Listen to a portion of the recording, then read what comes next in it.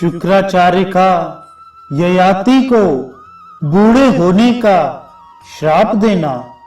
देवयानी ने कहा, पिताजी, अधर्म ने धर्म को जीत लिया, नीच की उन्नति हुई और उच्च की अवनति। वृषपर्वा की पुत्री शर्मिष्ठा मुझे लांघकर आगे बढ़ गई। इन महाराज ययाति से ही उसके 3 पुत्र हुए हैं, किंतु तात मुझ भाग्यहीना के 2 ही पुत्र हुए हैं।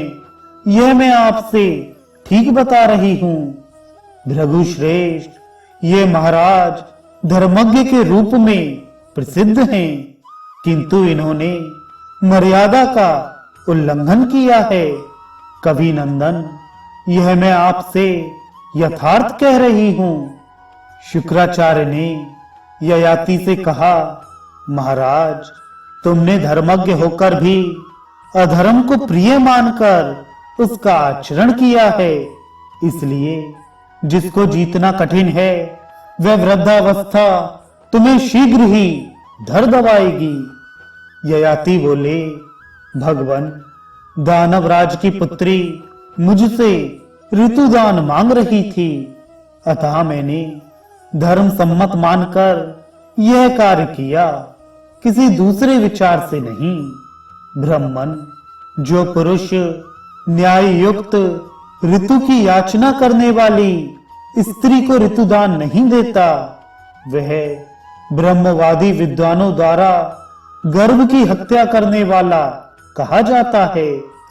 जो न्याय सम्मत कामना से युक्त गम्या स्त्री के द्वारा एकांत में प्रार्थना करने पर उसके साथ समागम नहीं करता, वह धर्मशास्त्र के विद्वानों द्वारा गर्भ या ब्राह्मण की हत्या करने वाला बताया जाता है।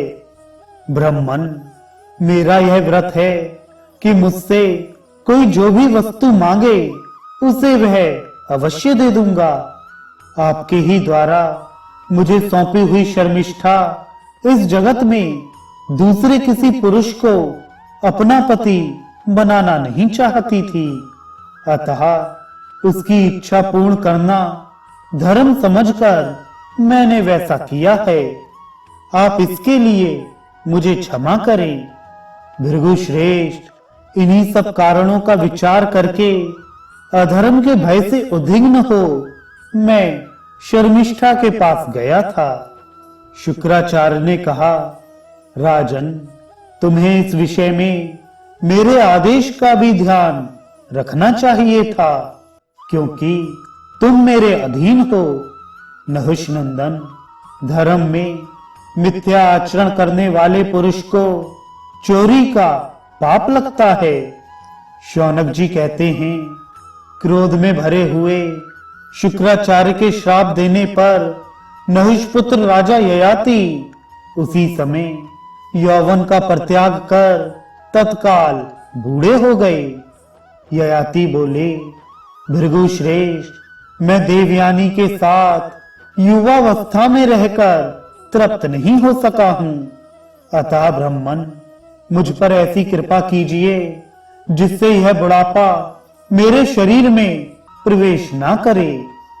शुक्राचार्य ने कहा, भूमिपाल, मैं झूठ नहीं बोलता।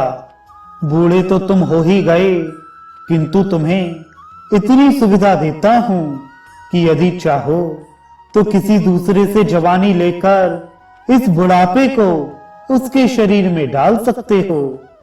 ययाति बोले, ब्राह्मण, मेरा जो पुत्र अपनी युवावस्था मुझे दे, वही पुण्य और कीर्ति का भागी होने के साथ ही मेरे राज्य का भागी हो। शुक्राचार्य जी, आप इसका अनुमोदन करें। शुक्राचार्य ने कहा, नहुष नंदन, तुम भक्ति भाव से मेरा चिंतन करके अपनी वृद्धावस्था का इच्छानुसार दूसरे के शरीर में संचार कर सकोगे। उस दशा में तुम्हें पाप भी नहीं लगेगा।